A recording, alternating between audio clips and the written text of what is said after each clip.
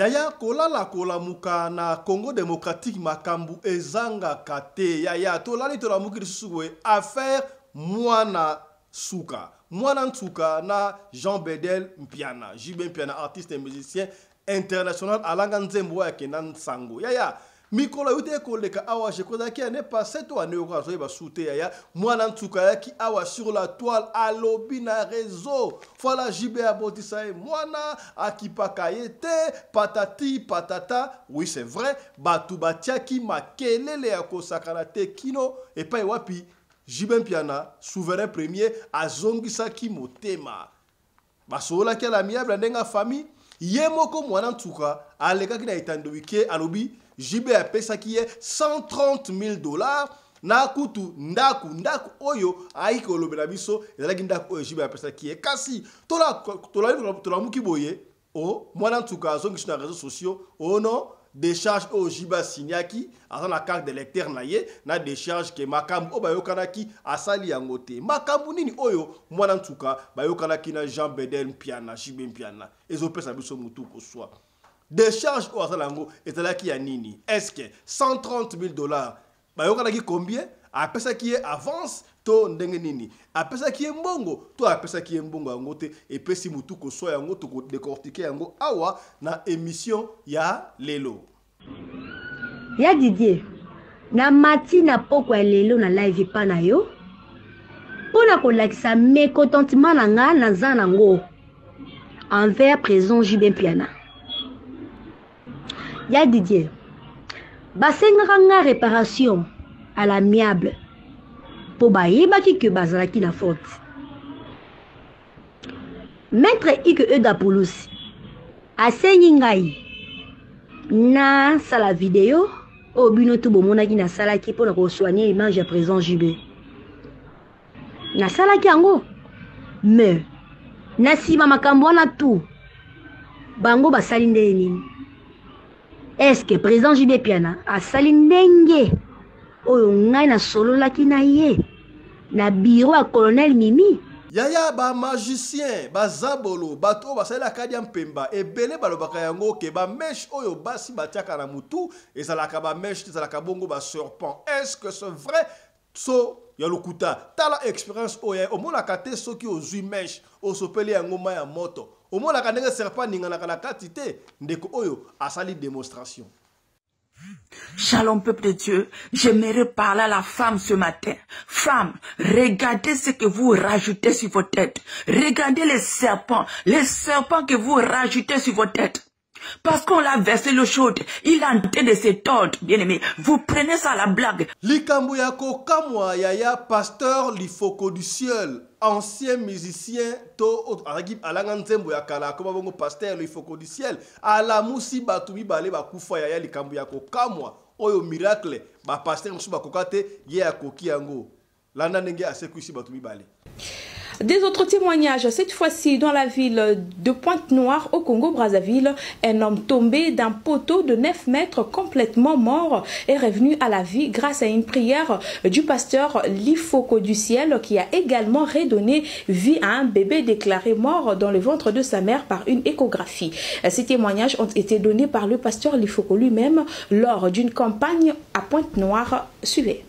Ndeko oyo asali révolution lobi oh botika bango ata ba pesaka ba pasteur mbongo etali bino te e bongo bino tango bokendaka ba magicien bo pesaka mbongo te kuna bo pesaka pe mbongo te bon bino pe okendaka na bar okokota boîte banda tongo tipo ko soni ba 10 bouteilles de champagne wade za yi dépense te kaka o to pesaka ba pasteur e comme ko sala na mutima lukundu te to pesaka de banzambe na biso yaya o pesaka pasteur mbongo to pesaka nzambe mama oyo a lobi na ye kaka. Oh, vous donnez trop votre argent à l'église. Oh, vos pasteurs vous manipulent. Oh, vous faites des dons à vos pasteurs. Vous restez pauvres. Attendez, j'ai un problème avec ceux qui ont un problème, avec ceux qui aiment donner leur argent à l'église ou ceux qui aiment faire les dons à leur pasteur. Parce que quand toi, tu prends ton argent pour aller acheter bœuf jaunâtre, chèvre vert, pour chercher pipi de chat, pour venir donner à ton marabout parce que ton marabout a demandé cela, tu es prêt à t'appauvrir, à te saigner pour satisfaire ou bien pour garder la relation que tu as avec ton marabout. Personne ne parle. Personne ne parle dans ton affaire. Quand toi, tu prends tes 5 millions pour aller en boîte, pour dépenser. Dépenser, puis ça te dit rien parce que c'est ton dada, ce que tu aimes. On ne vous juge pas.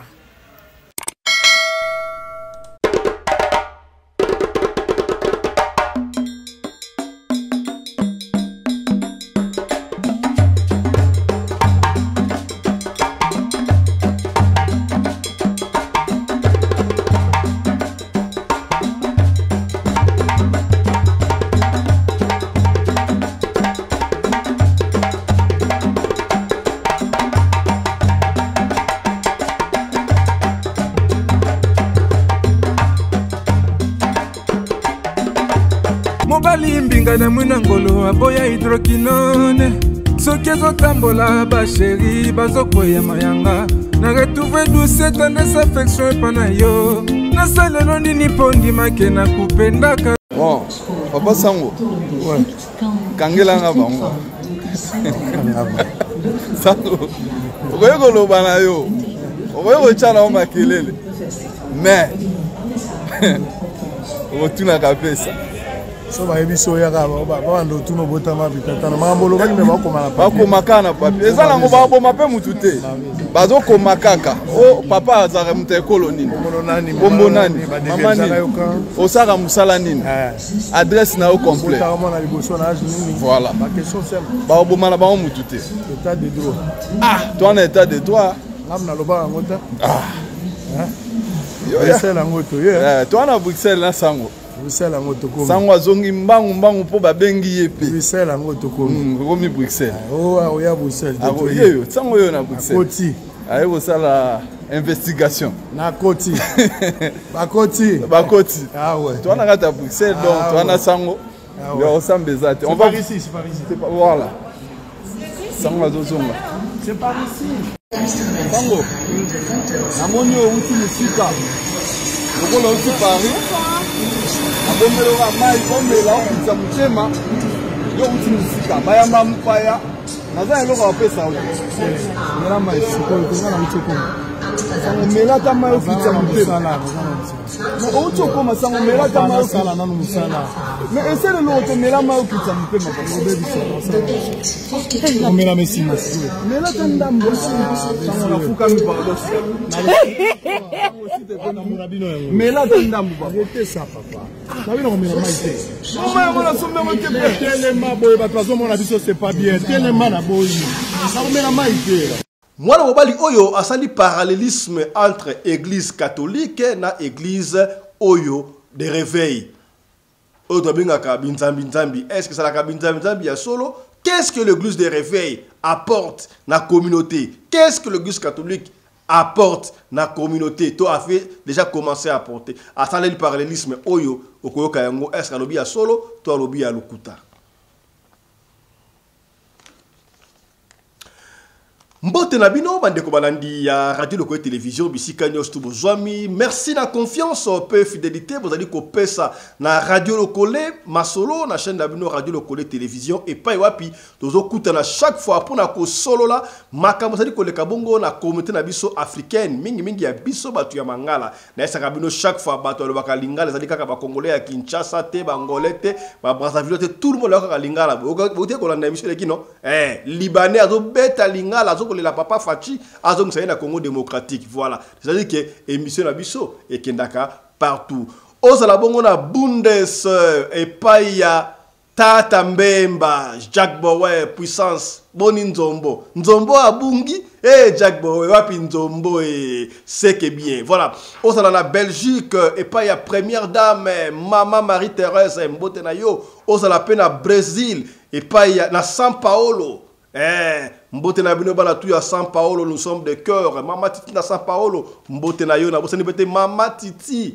na Vinduk donc bozali ebele Mama Emezola mbote na yo Mama Suzanne Masamba de moi bozali ebele oyo bo supportaka émission oyo na bosali te Mama Chouchou Kizeka na Mada City mbote na yo isika o Zwami voilà.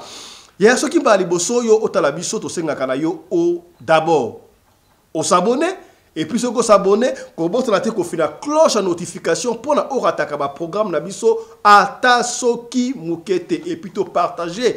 Vous avez plaisir. Vous avez plaisir. Vous avez quelques poussières. Vous avez 40 000 membres. Tiens, vous savez. Vous avez regardé le collège. Est-ce que vous s'abonnez? Tout n'a pas. Vous s'abonnez déjà? S'abonner. Vous avez 40 000 membres. Et puis, vous avez 50 000. Est-ce que le trophée au Bazouaka? Vous avez 100 000 abonnés. Bisso, j'ai confiance. Vous avez masolo otobetaka awa. Et vous avez belé. Masolo otobeta awa. Et zali pour la nuire batute. Pour la bebisaka réputation ya batute. Mais pour la sunga plutôt. Et si quand de quoi kweki yo okweyate. Et si quand de quoi longaki yo olonga. Rappelez-vous, vous avez émission ya éveil ya conscience. Voilà. Le autre que makambu ya mwana ntsuka na Jibé Mpiana o ezongi lisusu to koloba ngona anglais moko na fole moko boy kasi ya moto ko bakuna tika to développer moi de 3 makambu oyo moni bongo na sommaire. Voilà. Ya to kene mama ko na résurrection à l'ifoko du ciel. Je n'ai jamais vu un homme marcher sur la croix reste les mêmes. Voilà. Yete, l'ifoko du ciel, non? L'ifoko du ciel. Balobi ase kusi batu. Mukolo moko na bébé na Lubumbashi wa Ntanchi ele ki kututi na télévision. Ya makamba ko sekuisa oyo. Pasteur moko ala na Afrique du Sud boye. Ye bayaka kutu na bembe bakepena na mortuaire. Ba loué pendant donc undertaker donc pomme funèbre et ye pena a Simba. Webi komo na ye ala Musa mutu ala muka abanda ko lia fufu loko la shawama abanda ko bina. Ya li foko du ciel za gindere nango. Landana. Des autres témoignages, cette fois-ci dans la ville de Pointe-Noire au Congo-Brazzaville, un homme tombé d'un poteau de 9 mètres complètement mort est revenu à la vie grâce à une prière du pasteur Lifoko du ciel qui a également redonné vie à un bébé déclaré mort dans le ventre de sa mère par une échographie. Ces témoignages ont été donnés par le pasteur Lifoko lui-même lors d'une campagne à Pointe-Noire. Suivez. Ce frère ici, il travaille à la SNE. Il était monté sur un poteau de 9 mètres. Et il était tombé. Comment? Complet. Plus rien. On l'a amené à l'hôpital à Cissé. On l'a mis sur le lit. Et tous les signes vitaux, on disait il est mort. Il restait seulement la dernière décision qu'on l'amène à la morgue. C'est comme ça que sa femme m'appelle. Il dit, pasteur, lève mon mari, on ne doit pas le mettre dans la morgue. Je suis allé, j'ai trouvé le corps. Sur la civière, on devait déjà amener. Et je suis allé derrière lui. Et j'ai commencé à prier. J'ai dit, Jonas ne doit pas partir. Au nom de Jésus-Christ. Et j'ai terminé la prière. Et je suis parti dans ma voiture. Avant même d'arriver à la maison, on m'appelle, on dit, Jonas s'est réveillé. Et il a commencé à dire, où est le pasteur Lifoko? Il était ici derrière. Il m'a empêché de partir. Frère, je vous dis, on va empêcher à la mort de te toucher. Notre sœur Dorel, elle avait un bébé dans son ventre. Elle est allée à l'hôpital à Cissé. Et le médecin a mis les appareils. C'était un bébé mort. On lui a dit, rendez-vous. Viens qu'on puisse cureter le bébé. Ça ne bougeait plus. C'était mort pendant beaucoup de temps. Je ne tiens pas qu'on puisse enterrer ce bébé. Dis un mot que cet enfant revienne à la vie. Et j'ai prié, j'ai dit, Seigneur, pas d'Orel. de relever. Ce sont les enfants que tu m'as donnés. Que Que ce bébé revienne à la vie. On est allé pour faire le curetage. Ma soeur a dit, il ne faut pas le faire tout d'abord. Ramenez-moi l'échographie. Et quand on retourne là-bas, le cœur faisait toum. Toum. Toum. Il dit, madame, qu'est-ce que tu as fait? Le Dieu de William Branham, c'est un Dieu que nous avons fait sortir de l'histoire. Yaya image moko ezoko tambola sur la toile epai wapi bana kelasi bazoko katisa mai rivière n'a été rivière to mbule bete to nave non sais pas to katisa batio je ne sais pas commenter là-dessus. Il y a Christian son image tout le monde a image tout le monde de kakwana je ne sais pas commenter là-dessus na éviter ezaka bana ndenge ba sakanaka bazo amuseur galerie to ezaki nzela moyeba leka ezate pesinga mutu ko soit on n'a pas encore les précisions mais to kozonga na la précision tala musuku tout donc ya amemi leki na na mukongo azoko risquer est-ce que ou est la commune les alliés sikani ndeko ayebi a expliquer aussi que ezali po to zonga to ko expliquer très bien pesinga ipasi imaginez des bana wakati na tio wana et que bakwei to koloba nini parents tindaki mona kende kotanga ayeko zonga te po adindi soit na mai na rivière à moins que ça la esika basabana ba osaka na komina ndibite mai etondi wa ezali rivière to avenue de Tondi. Est-ce que moi so okata bano ezala kité et pe singa il passe temps par image oyo na esalinga malamu te mais to ko zonga en détail en long et à large sur image oyo sabine salami wa puis aussi précision il y a image oyo voilà. Il y a tant de sarabino ba mesh oyo toloba kayango batu bazaki ba magicien baloba banganga baloba batu normal baloba ya ba kabelo kingani ke ba nyoka ezalaka la mutu ezalaka ba meshte ezalaka ba nyoka papa fisto est-ce que ba mesh nyoso tout ezalaka ba nyoka la mutu tolobi nyoso te tolobi certain mesh nde ezalaka ba nyoka ndenge toyoka kaka ba témoignage ya tala illustration ondeko asali zwa nyoka bobimba sopela maya moto okomona ndenge ako niangwama kaka lokola mesh onde ali ko niangwama ya talande oyo expliquer ndenge mesh oyo ali ko niangwama papa mesh pelo tie mutu osopima ya moto ezoko tievu ko lokola nyoka kaka ndenga sala ka tolo banini ezali coïncidence to za nyoka ya solo kobanga donc mutu mla ba mesh na mutu nzoka ezaba nyoka na mutu na ndenge nini ete ya bino est-ce qu'on peut pas rester naturel lokola ba mama la sonde basala ka femme noire femme africaine liputa moko na libaya na ye akangi basuki ya milai to banwani yaya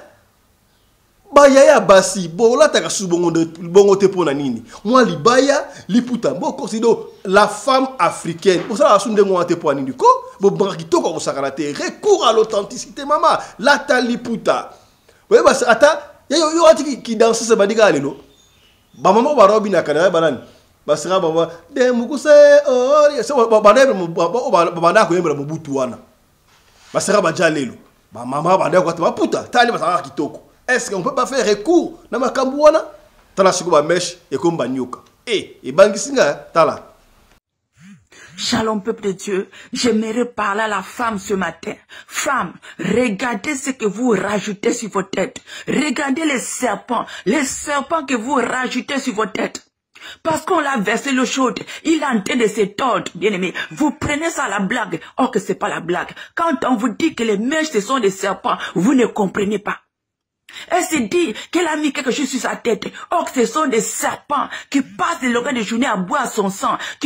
Yaya ndeko oyo, mama oyo aleli, alobi botike ya lobana ye. Bino pona ni soki ba pesa ba pasteur mbongo, bozo ko finga ka bango, o ba kabela ba pasteur mbongo na bi. Oh, mama. Est-ce que mbongo pesa ka o ba bitiki to pesa mbongo pa nzambe. Ah, est-ce que ba mbongo ngo bino pesa ka pa nzambe, to pesa ka pa pasteur. Na ebite ceux qui vont se marapa nzambe pona nini ba fidèle ba otikala ka pauvre tinati et ba pasteur bazo ko komaka ba millionnaire ba pasteur ba komiti ko voyager kana ba business class yo ka raison mama wana ono bino tango bokena ba nganga kuna ba sino pesa boye bo pesa mbongo te ezaka ba mbongo te na apekisa bino tango bino bokena na ma bar kuna bo so ba 5 6 champagne bozo ko dondwa bo pesa mbongo pa satante siko biso to pesa mbongo pa pasteur e komi ngambo. Oh, est-ce que maman oyo azana raison toi azana tort tala kuntseki, tala kumamba. Mais lobby, nani akolila. Landa mama wo. Oh, vous donnez trop votre argent à l'église. Oh, vos pasteurs vous manipulent. Oh, vous faites des dons à vos pasteurs. Vous restez pauvres. Attendez, j'ai un problème avec ceux qui ont un problème, avec ceux qui aiment donner leur argent à l'église ou ceux qui aiment faire les dons à leur pasteur. Parce que quand toi, tu prends ton argent pour aller acheter bœuf jaunâtre, chèvre vert, pour chercher pipi de chat, pour venir donner à ton marabout parce que ton marabout a demandé cela, tu es prêt à t'appauvrir, à te saigner pour satisfaire ou bien pour garder la relation que tu as avec ton marabout. Personne ne parle. Personne ne parle dans ton affaire. Quand toi, tu prends tes 5 millions pour aller en boîte, pour dépenser, puis ça te dit rien parce que c'est ton dada, ce que tu aimes. On ne vous juge pas. Donc nous qui aimons donner notre argent à l'église, ne nous jugez pas. Vous ne connaissez pas l'intimité ou la relation que les gens ont avec Dieu. Vous ne connaissez pas pourquoi les gens sont prêts à se saigner pour donner à Dieu. Vous ne connaissez pas. De la même manière, on ne connaît pas pour vous. On ne connaît pas la relation. C'est que vous lit toi et ton marabout. C'est qui te lit toi et ta bouteille de champagne. Vous ne connaissez pas ce qui nous lie nous et puis Dieu. Vous ne connaissez pas ce qui nous lie nous et puis nos pasteurs. Vous ne savez pas combien de nuits de prière nos pasteurs ont eu pour nous délivrer de certaines choses. Vous ne savez pas de la manière dont leurs épaules se sont penchées pour que nous on poser nos têtes dessus pour pleurer. Vous ne connaissez pas. Parfois nos pasteurs, là, ils veillent avec nous la nuit parce qu'on n'arrive pas à dormir. Donc laissez-nous. C'est notre argent. C'est mon argent. C'est pour cela qu'il y a une raison derrière mon pronom personnel. Je ne sais pas si c'est ça, je suis anglophone. Mais arrêtez. Arrêtez. Vous jugez pourquoi? Vous jugez pourquoi? Arrêtez. Votre combat là, c'est pas avec nous. Vous retournez ou bien cherchez. Jeune garçon, oyo a sali parallélisme entre l'église universelle et l'église catholique et l'église de réveil. Ya abibo comparaka l'église catholique et l'église de réveil. D'ailleurs, l'église catholique okomona jour moko te ke sango alongwe akeko sala église na ye. Okomona jamais église catholique na quartier moko, na bien quartier moko et ça na deux églises impossible. Bien organisé depuis le temps. Baza kout ma service à charité. Caritas oyo ba pesa ka batu biloko. Batonga ba école. Okomona jamais église catholique ezanga école na quartier wana. Yo okwa comparango na ba église de réveil. Okomona jamais un sango aza millionnaire, milliardaire té. Basala kaka ndenge moko idéal. Oui, c'est vrai, ma bezanga kate, basina pacte ya kobala kate mais basango musu bali ko bota waeza ba accessoire mais sur le plan structure organisationnel, au comparé l'église catholique était na ba église de réveil. Église de réveil ko banda boé. Pasteur à l'autre côté, bon ça intercession, nanda kunaye, tout nanda kwa ya frère mo songolo pakala. Abandi ko mata muke tango église ko ma église ya batu oya banda kana bango okomona akozasuta akolukela mo makambu bakende azwa batu ya sika. Okomona komi na mbongo, pasteur abandi ko voyager, abandi ko rouler carrosse et ba chrétien, botika lika dengo wana, pasteur abandi ko voyager non na économique. Mais na business class, na first class, bazo voyager. Oh, il faut na voyager. Le kumu yanzambe, na voyager na économie, il faut na voyager na business class, na first class. Ah! Église catholique a créé ba compagnie et sika ba tu ba otala. Mais pasteur, yembongo na ikado compagnie na ende ya ngoya zwa ka ba mbongo asala ka makamsu. Pour la nini bozu ba mbongo, bo créer ba compagnie. Oyo ba fidèle ba so rappel misala. Donc ne comparez pas l'église catholique na ba église de réveil. Est-ce que komi wala plateau solo li pembe. Yoka démonstration ya mwana mobali oyo. Suivez. Église catholique na beteli bino maboko. C'est vrai boza maison mère. Boyebi pourquoi na lobi bongo. Bien-aimé, église catholique nde bato ali boso. Babanda église na Congo soki boyebi te loko wana. Ils ba missionnaire nde bayaki ba catholique. Tala ordre o batia na kata l'église na bango. Commune moko église moko. basango bana kana bango kovanda basango baza ba riche te le roi ba pasteur so oyebi te basango basala ka tapage te ya babilamba ba na teni moko bakotela yango na temple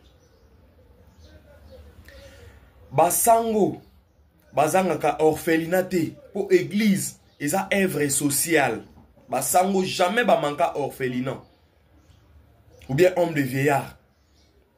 Église catholique etikala kozanga école te batonga église sans école ezate. Église catholique epesaka na ezwaka charge bato yo ya baba o babelaka ba maladi yo ya nzala wana. Église catholique ezwaka bango en charge na ba paroisse na bango ba opesa bango vraiment ba soya bazopesa bango ba madesu po bana bazongisa corps na bango na ba koko. Moi j'ai vécu ça na mon église catholique. Église catholique au commun n'a jamais sangwa bimi aka sali wenge na ye. Ezara sangwa fandika bu abimi aka tongi église na simana. Jamais. Bango to ba ko persévérer place moko ba ozi la retour ya Yesu. Na yebi ke bazangi ba mabe na bango te bazana ba mabe na bango. Na contredire yango te.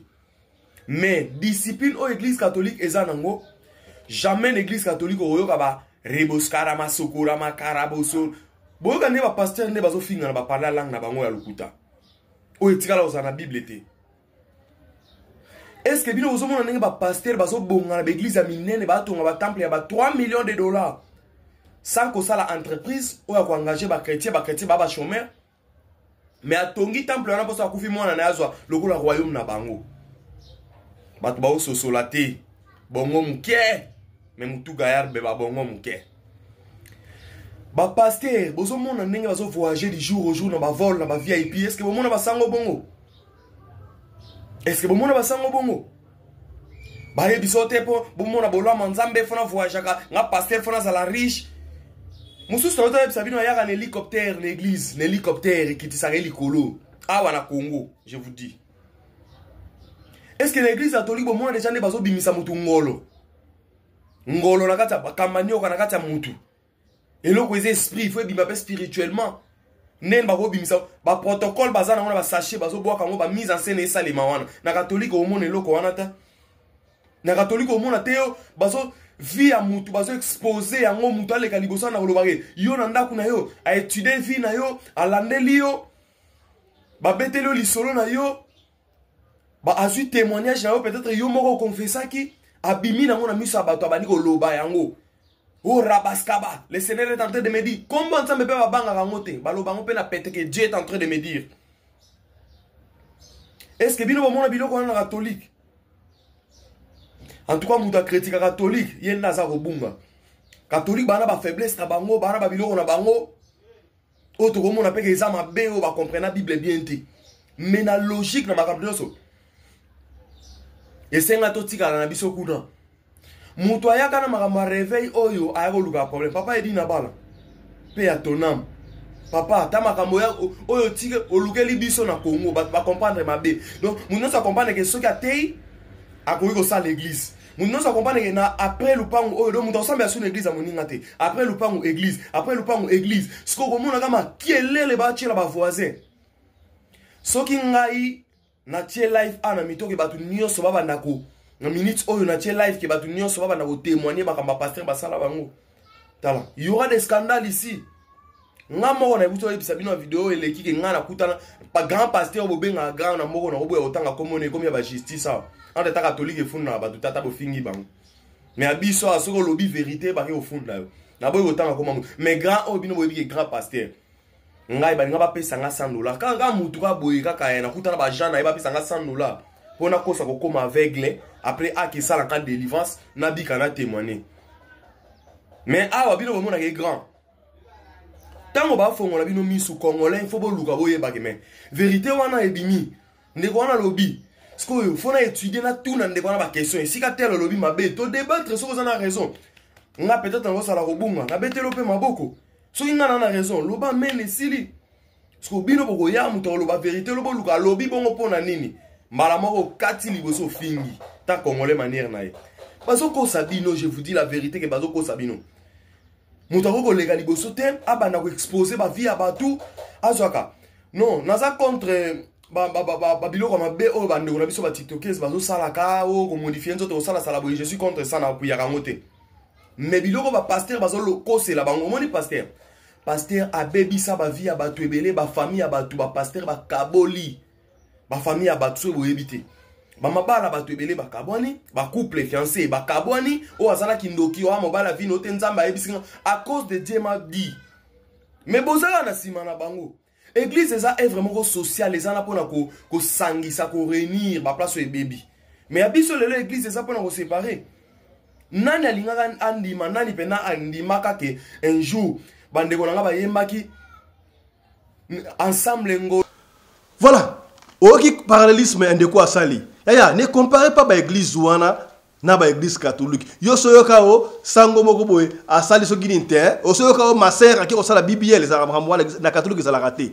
Et ça la raté. Ba bomba ka bosoto mais koto pasteur da yaki loko moko te. Pasteur a jubile bo pesi mbongo, bo pesi mbongo, pesi mbongo. Ayebisa kabino bola taka ba kitambala. Boya kana ba pantalon te, boya kana ni église pantalon te mais moi sta moko azokolata normal akenda ko sala ba BBL. Basta bango fa sala first class, ba kenda ba vacances na poto na ba États-Unis, na ba Canada, bino bokemba ka wana. Oko somo mo kono mukebo yo mbangu wana dim oki kopesa pa pasteur. Yo mabonza oki kopesa pa bentel. Yaya, akoyebisa bino to sang mbongo to somba église.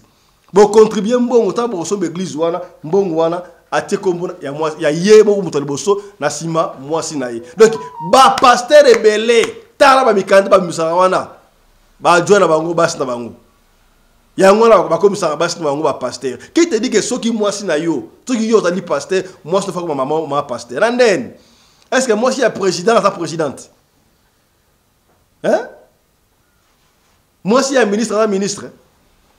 And then, yaya bo so sola, autre ba quitter tolobi. Voilà.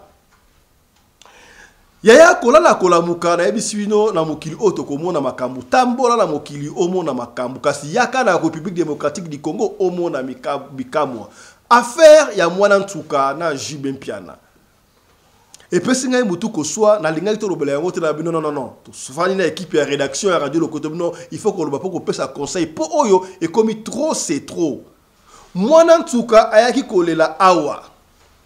Moi, tu as kobina pa JB na Asia 11 ans et patati patata te yoka kiboye ko sawale kobina tanga abane ko abizo na Asia 11 ans nyonso toi to ebi yango bref tanga koma ki majeur aye ko réclamer et yinda ki awa ali banda abota mwana na ye ba botole mwana pa JB alingaka mwana te et konso patati patata to yebi o elobama kawana nani angonda alobaka te makambu ya mwana ntuka na télévision.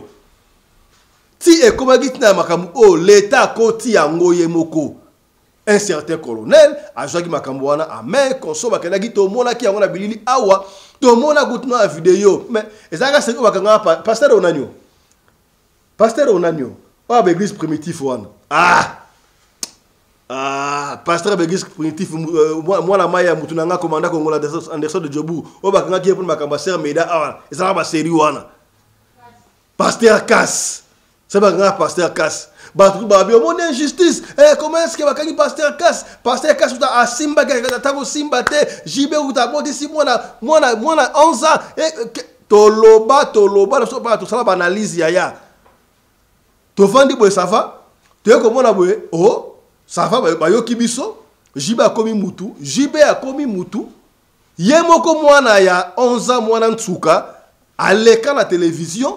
Na lupangu moko songolo aloba yango à haute voix yaya tango wakala tubada koloba les paroles s'envolent les écrits restent na bandela chaque fois siko na ba écrit na ba parole nyonso te koma kotikala mwana ntuka leki aloba ki nini que non en tout cas ba bongisi makambo wana la miable consort JB a pesi atanga na montant yaya JB a pesa ye $130,000 na lopangu oyo kutu a aussi la émission à sali vidéo wana et ça le pan au JB a payé nous sommes dit ça va quand même ba Kibiso JB a soigné personnalité na ye a soigné honneur na ye étant leader en Mboka voilà alors patati patata ye moko mutu ya koloba ndengo wana yango makambo wana mpe efazaki nango bezo esalaki ezwa biso ata ba un mois et demi mpo na mwana ntuka ti solution ezomaki kutu tomona kutu na danseuse danseuse moko ane koaccompagner mwana nsuka le nom echaba monde wana tokuta yango mpena mingi te kutu video ko basusu na église la pasteur na bango ke mwana nsuka alingi apesa soki danseuse wana bibishi ezokima ngai alingi kuta apesa ye soki 10% soki mbongo danseuse wana boya habite kopesa nga mbongo te nga nasungaki yo kaka. Cela veut dire que baswaki mbongo esila ndengo wana evanda yaya tolali tolamuki tomona mwana nsuka audio ebimi lisusu amataki na live à TikTok ya confrère moko songolo je le sens en passant na bosali komona ye batindelinga ngomo extrait awa mwana nsuka bandi koloba susu azongeli makambo wana ono jibe piana azana décharge jibe piana makambo o bayokanaka jiba kokisi yango te aza kutu na carte électeur ya JB na décharge ya JB et consort ndenge ezali abeti batu repa ya bavoka ya JB bazobetisa ye batu eloko bayokanaki azokozwa yango te oh yaya mais soyons réaliste mwana ntuka zwaki tifanda wana naisaka bino awa tobetaka masolo mpo na kobebisa réputation ya bato te mpo na koswani esika ndeko akwei yo okweya te esika ndeko alamuki yo mpe olamuka mwana ntuka yo osalela biso video awa biso $130,000 toyebi te bayokanaka combien yo moko bakano boyokani c'est bon apesi yo kutu na lopango parmi barevendication na mwana ntuka ezalaka nini jibe mene na poto ya ozwa $130,000 na lopango. Combien de bateaux $130,000 et combien on a poto? À l'époque d'ailleurs, aux alaki sous minorité, aux alaki majeur déjà, on va dire au Kenya Chine, pareil, patati patata, est-ce que bon wana? Et souvent qui ote? Oye quoi ça biso? Jiba sala qui décharge. A kokisi maloba yango te, yango oye na réseaux sociaux. Siko et peut-être biso mutu ko soit. Maloba nini o jiba kokisa magite? Est-ce que beyokana qui prix de $130,000? Banda pesa azongisa te beyokana ki mapangu mibale apesa moko na dele moko songolo to ndenge nini oyo yo moko biyo jiba tindaki yo oya na réseaux sociaux ndenge obebisaki réputation ya artiste munene ya mboka na biso yo moko zonga po ya ko réparer basala ko décharge. Donc tu veux nous dire que ba pesa ki atelo moko te ata un lukuta te bosala ka décharge na jibe devant ce qui va jiso banani que oya koloba makalo se bongi api $130,000 na lopango konso ozora imbongo te tala kuntseki tala kumamba na défense oyo batu basayela kiyo na kokotela o batu bakotela kiyo mwana nsuka c'est vrai que ozwa kieloko moko te to supposer kaka soki ozwa kieloko moko te na mawa o bayokela kiyo ba organisme be na monde entier ba kota ki makambu na yo balenge ba ke na jibeli kolo jiba te na se yo moko leke buno na te na se et surtout okoma déjà majeur bobongisi suko eloko nini obino boyoka na jibe e komi jiba signaki wana osala carte d'électeur na ye akokisa makambu wana abetisi yo ba tour na bureau ya bavoka na ye otangi na ko ya boko audio wana atangi na kombo oh. Mais l'avocat Jibe au Kenya, Jibe n'a foutu à bango non.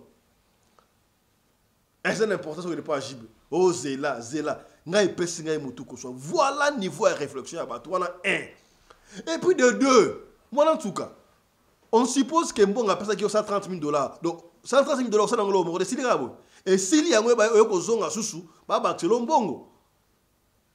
To na le silité kaka ndenge boko la idele wana ekoki il faut bagisa oke obeti batu jiba bakisa te mwana ntuka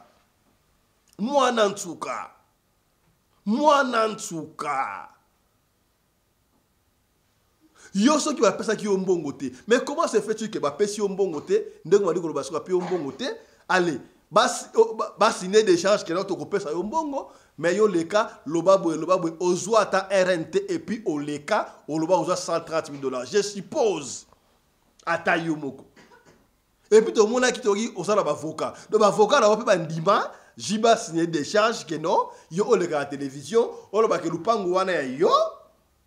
Ba pesi yo 130 000 $, bon sera la mia ba avocat ba ndima pe, ba avocat wana. Ba futu ba ngombongo te. Ba défendre pour yo fele. Ne les prenez plus pour des cons. Bon, tout le basigoni.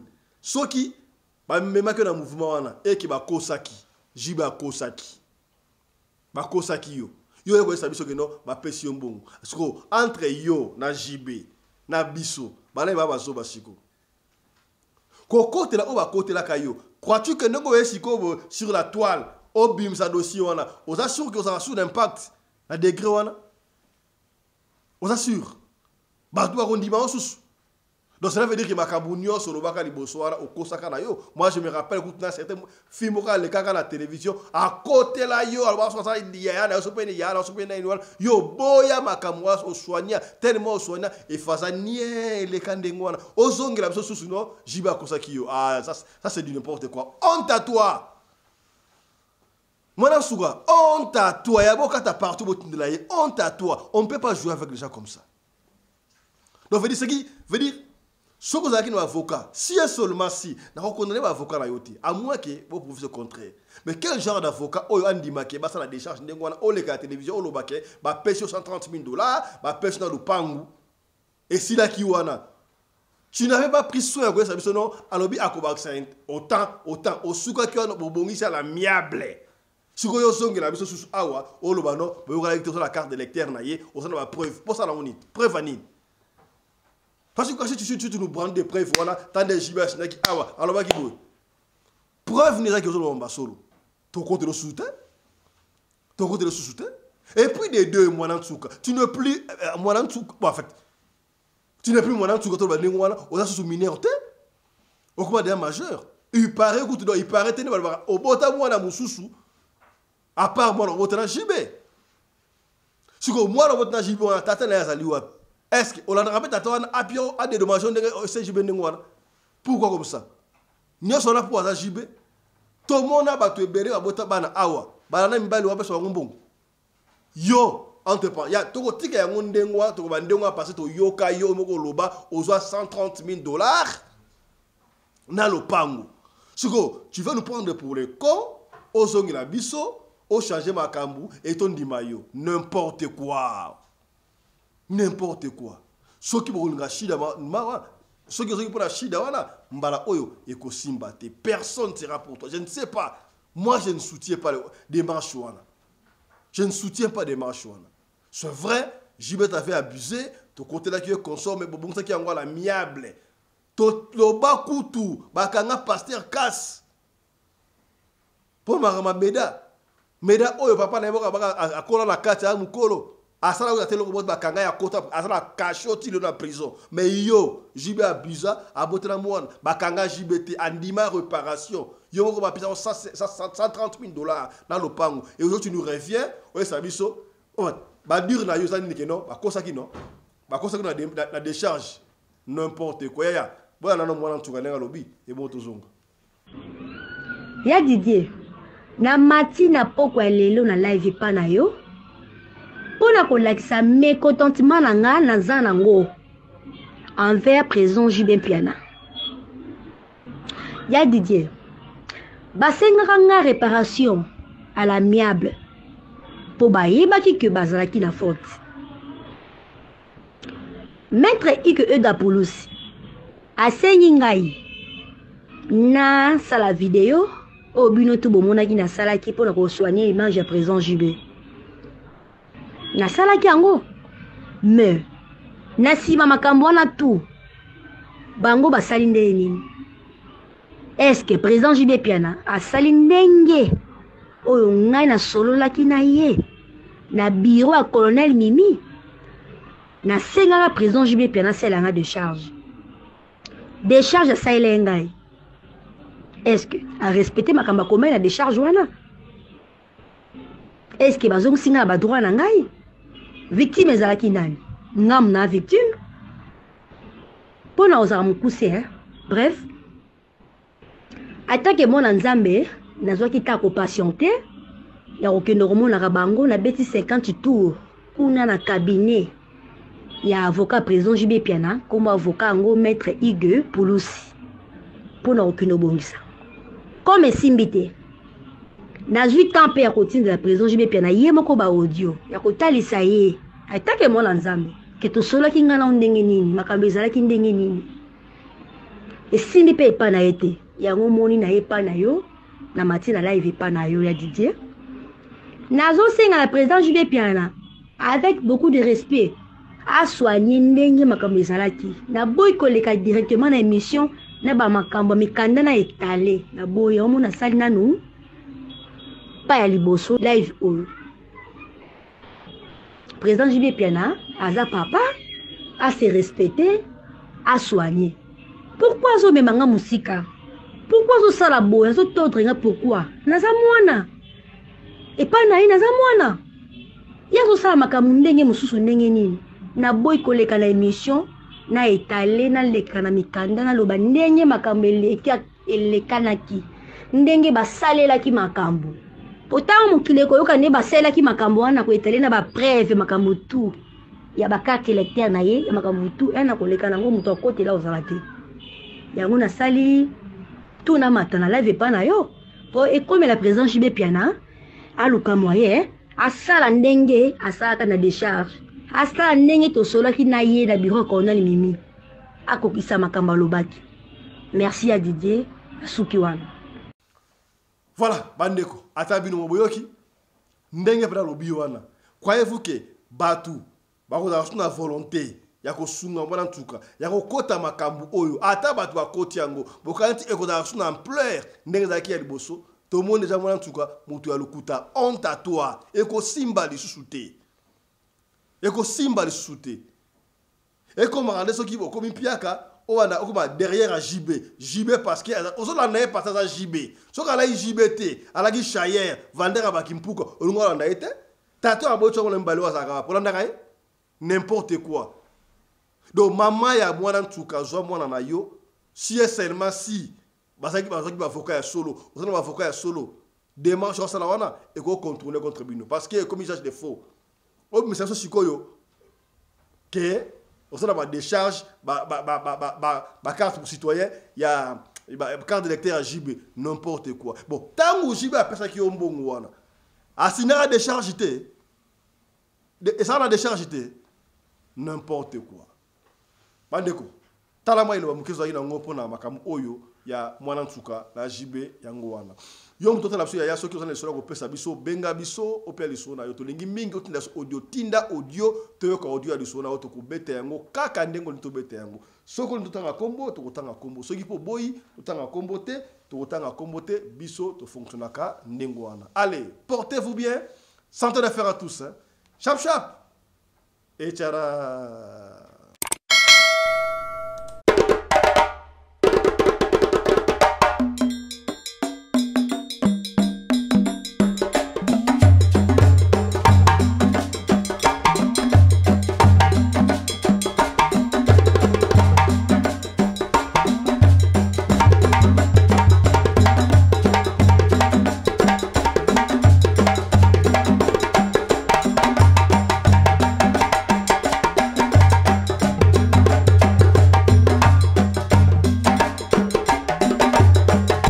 Mbinga na mwina ngolo aboya hydroquinone soki ezotambola basheri bazokwea mayanga na retrouve douce tendresse affection epa na yo nasalelo nini mpo ndimake na kupendaka sana shitakwacha pelende wenjo